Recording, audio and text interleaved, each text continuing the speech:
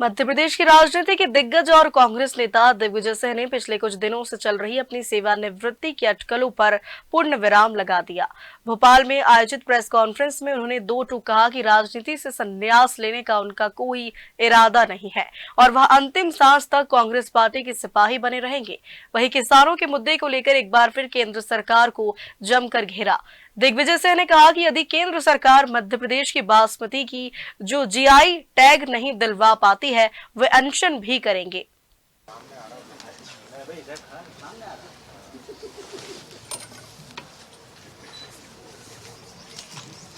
आप सभी साथियों को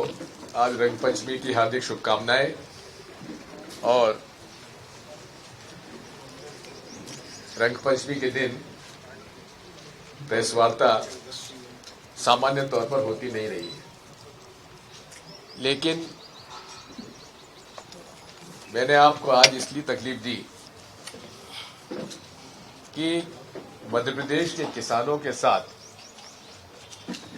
एक लंबे समय से भेदभाव हो रहा है, जिस बारे में मैंने कई वर्षों से केंद्र सरकार से यह अनुरोध किया है कि मध्य प्रदेश में जो धान उगाया जाता है उसको एपिडा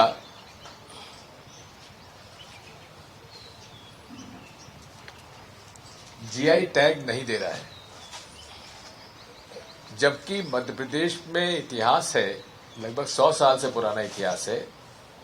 यहां बासमती चावल उगाया जाता था और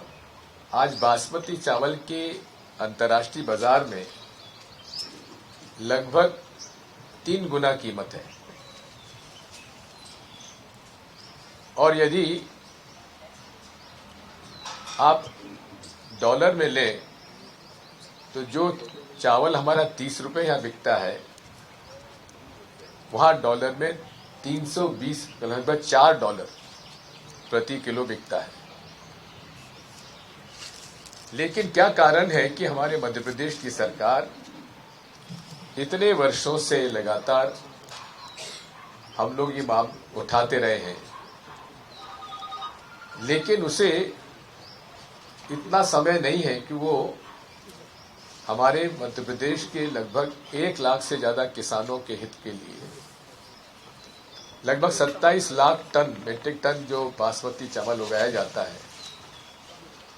उसको हम लोग जीआई टैग नहीं दिलवा पाए। हम लोगों के प्रयास से जब यूपीए सरकार थी तो 2013 में जीआई टैग मध्य प्रदेश के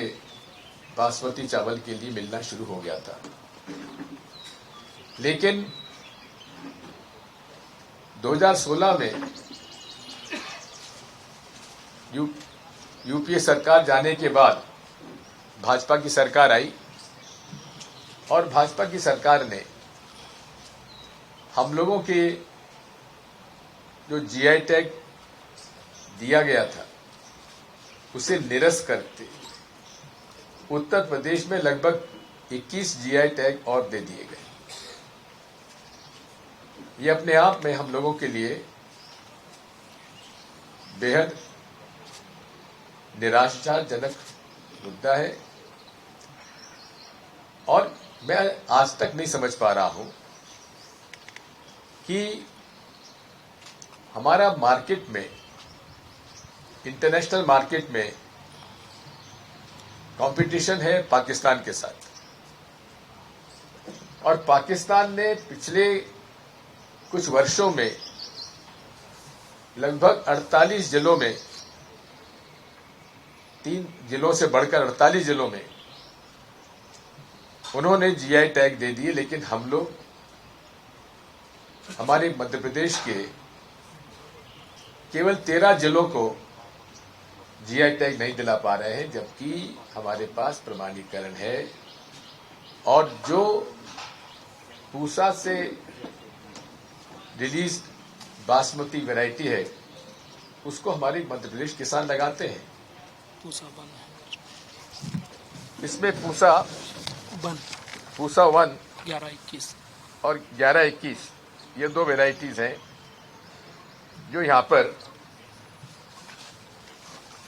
लोकप्रिय हैं। मैंने एक पत्र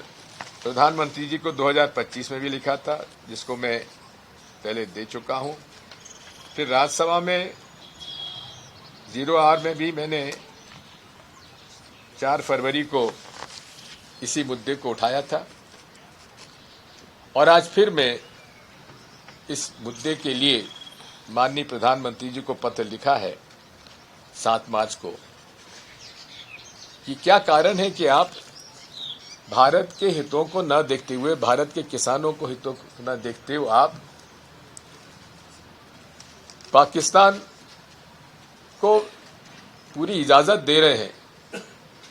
कि वो ज्यादा से ज्यादा वहां का जो उत्पादित चावल है उसको वो अंतर्राष्ट्रीय बाजार में बड़ी कीमतों से बेचे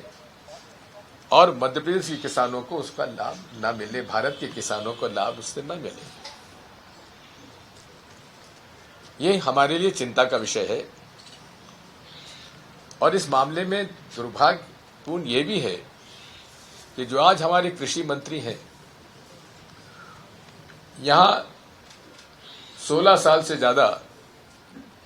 वे मुख्यमंत्री रहे,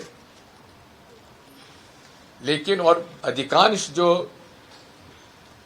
क्षेत्र बासमती का है वो विदिशा लोकसभा सीट में है। आपके विधानसभा क्षेत्र इनका उसमें है, लेकिन उसके बावजूद भी माननीय शिवराज सिंह चौहान अपने ही मतदाता किसानों का लाभ का ख्याल न रखते हुए वे उनके साथ अन्याय कर रहे हैं। ये मुद्दा हमारे लिए अत्यधिक महत्वपूर्ण है और मैं बार बार इसलिए ये बात कहता हूं कि आखिर मध्य प्रदेश के उन किसानों ने क्या बुरा किया है, क्या उन्होंने ऐसा काम किया है जिसकी वजह से उनके साथ इस प्रकार का अन्याय हो रहा है। इसी विशेष मुद्दे को लेकर मैं ये बात आपके सामने प्रस्तुत कर रहा हूं और मैं इंतजार करूंगा कि यदि जीआई टैग हमारे किसानों को नहीं मिलता है चावल पे, मध्य प्रदेश के किसानों को, तो मुझे निजी तौर पर भी कदम उठाना पड़ेगा, अनशन करने का मुझे कदम उठाना पड़ेगा और उसकी पूरी जिम्मेदारी